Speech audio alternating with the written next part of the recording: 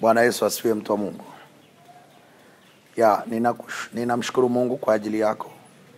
Na Mungu akubariki sana kwa kuwa umekuwa mwaminifu kufuatilia vipindi ninavyovirusha. Tangu tulipoanza kwenye kile kipindi cha kwanza nikakwambia nitazungumza na wewe kwenye kipindi kinachofuata. Na somo ambalo tulikuwa tukijifunza au tukiendelea nalo ni somo linalozungumzia kwa habari ya hatua ya pili. Hatua ya pili, kutoka hatua moja kwenda nyingine.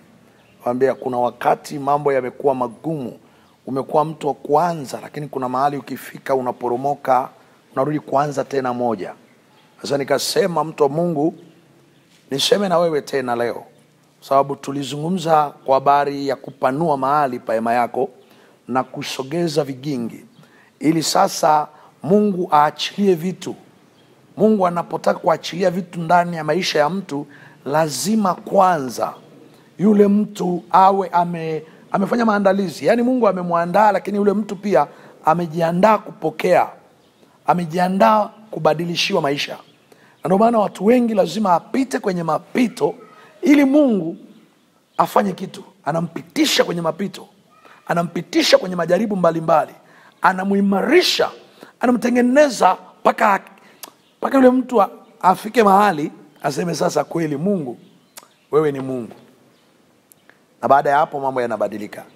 Sasa tulisoma kitabu cha Isaya wakati uliopita. Leo tutasoma kwenye kitabu cha Naumu. Kitabu cha Naumu. Na ni Naumu mlango wa kwanza mstari ule wa 9. Kuna neno ambalo natamani tusome pamoja, alafu tuingie kwenye maombi pamoja. Neno hili linasema, Naumu 1 mstari ule wa 9. Mnawaza nini juu ya Bwana? Yeye atakomesha kabisa. Mateso hayatainuka mara ya pili. Mateso hayatainuka mara ya pili. Na mimi nazungumzia kwa habari ya hatua ya pili. Kwa sababu kama Mungu anasema mateso hayatainuka mara ya pili, maana yake mara ya kwanza kulikuwa na mateso. Mara ya kwanza aliruhusu mateso yakatokea kwenye maisha yako ili afanye maandalizi au ufanye maandalizi kwa ajili ya hatua ya pili, ambayo ukizubaa mateso yatainuka mara ya pili. Lakini ukikaa kwenye mpango na kusudi la Mungu, mateso hayatainuka mara ya pili. Mtu wa Mungu, nataka niseme na wewe leo, Mungu anafanya kila kitu kwa mtu anayemwamini. Watu wengi wanaweza kukuambia sijui. Mimi nakuambia kwa sababu nina experience na maombi. Mimi kutoka nilipotoka mpaka hapa, kilichonisaidia ni maombi. Mungu amenipa neema ya kukaa kwenye maombi. Na nimemuona wakati sina njia yoyote ya kutoka kwenye mateso, nilipokaa kwenye maombi Mungu alinipa mlango wa kutokea. Na kila hatua amekuwa akinifundisha.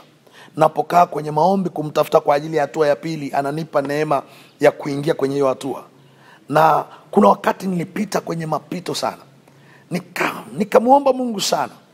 Maana imekuwa hata huduma, ilifika mahali ukianza huduma, unaenda ukifika mahali fulani ule huduma inaporomoka, unaanza tena moja. Nikawa namuuliza Mungu, kwa nini hii hali nisumbue? Na Mungu akanifundisha kwa habari ya kufanya maandalizi ya hatua ya pili. Kwa hiyo nikawa najua huwa nikifika ile eneo kuna kitu kinatokea niporomoke. Kwa hiyo nikaanza kujiandaa kwamba sasa Mungu naomba unipe neema. Na nikawa napangua vile vitu ambavyo vilikuwa vinasababisha nirudi. Kwa hiyo nikawa nimefanya maombi kwa nguvu, nikaenda mlimani, nikafunga maombi ya muda mrefu ya kufunga na kuomba, nikimsihi Mungu anipe neema ya kuvuka kwenye ile mipaka niliyokuwa nimewekewa. Sababu ilikuwa kila wakati mipaka ilikuwa inasababisha nashindwa kuendelea. Sasa mtu wa Mungu, nataka niseme na wewe, mtu wa Mungu, ipo neema ya kusaidia kuvuka kwenda hatua ya pili. Na leo kwenye hichi kipindi natamani niseme na wewe. Na kama utaamini, niombe na wewe. Kwa sababu hatuwezi kuomba kama hauamini. Na kwa kijua unayeomba naye lazima umuamini. Kama humuamini hawezi kuombea kitu kikatokea. Lakini ukiwa unamwamini au ukiwa unaamini, ukiomba pamoja, maana maandiko yanasema wawili watakapopatana kwa neno lolote, wakiomba Mungu atafanya. Bwana Yesu asifiwe, mtu wa Mungu. Nataka nikuambie rafiki, mtumishi, wewe mtu wa Mungu ambaye Mungu amekupa neema ya kumjua, na umekuwa na hali hiyo ninayozungumzia, kwamba kila mara unatoka hatua moja unaenda, ukifika eneo fulani kunatokea shida, unakwama. Yani kuna spirit ya limitation ambayo inakutoa pale, inakushusha. Asa mtumishi, sikiliza, mateso hayatainuka tena mara ya pili. Naumu 1:9, mateso hayatainuka tena mara ya pili. Mungu amekukumbuka. Na sasa nisikilize, fanya hivi ili uweze kutoka, fanya hivi ili uweze kuvuka. Ingia kwenye maombi, na maombi utakayoomba ni haya: Mungu, naomba unisaidie niweze kuvuka hii hatua. Mungu, naomba nisaidie niweze kuvuka hii hatua. Unaomba zaidi ya mara 7 kila siku, unaomba zaidi ya mara 7 kila siku. Lakini haya maombi lazima yawe na neno. Unapomwambia Mungu, umesema mateso hayatainuka tena mara ya pili, Mungu nivushe hii hatua, sasa yatosha, sasa yatosha, Mungu nivushe hii hatua. Alafu una muda wa yani haya maombi unayaomba wakati wa kumeditate mbele za Mungu, wakati una utulivu mbele za Mungu. Bwana Yesu apewe sifa. Sasa sikiliza, sina muda mwingi wa kufundisha leo, nataka niishie hapo, lakini tuombe. Sikiliza, maombi haya yatakupa badiliko. Amini sasa ili tuweze kuomba. Hebu sema nami: Bwana Yesu, ninakuja mbele zako. Mungu wa rehema, nakushukuru kwa kuwa umenipa neema ya kukujua. Asante kwa upendo wako. Najua wewe ni Adamu wa pili, Yesu Kristo, uliyekuja kunirudisha kwenye mahusiano kati yangu na Mungu. Naomba sasa, kwa sababu ulisema nikiomba lolote kwa jina lako nitatendewa, katika jina la Yesu. Mungu Baba, nakuja mbele zako kwa jina la Yesu Kristo. Naomba unifungue vifungo hivi vinavyonisababisha nisivuke hatua ya pili. Naomba unipe hatua nyingine tena, na unipe neema ya kufanikiwa katika hii hatua, katika jina la Yesu. Sasa sikiliza, acha nikuombe.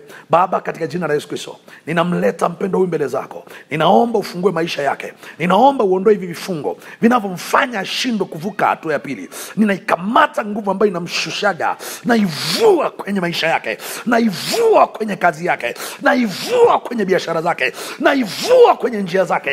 Kila mahali adui ulipojificha, na kuamuru toka, achia maisha yake, na kuamuru toka, achia hatua zake, na kuamuru toka, achia njia zake, na kuamuru toka, achia biashara yake, na kuamuru toka, achia kila ulichozuia. Kuanzia leo na kifungua, nafungua mlango viingie kwenye maisha yake. Pokea neema kuanzia leo, ukapate badiliko jipya kwenye maisha yako, ukapate breakthrough ya ajabu kwenye ulimwengu wako wa roho, hata katika ulimwengu wa damu na nyama. Mbingu ziwe wazi, ukafanikiwe katika jina la Yesu. Na kuinua kwa jina la Yesu Kristo. Bwana akuinue, Bwana akufanikishe, Bwana akutendee mema katika jina takatifu la Yesu Kristo. Nimeomba Mungu nikiamini umemtendea mpendo wangu haya niliyoyaomba, katika jina la Yesu Kristo, mwana wa Mungu aliye hai.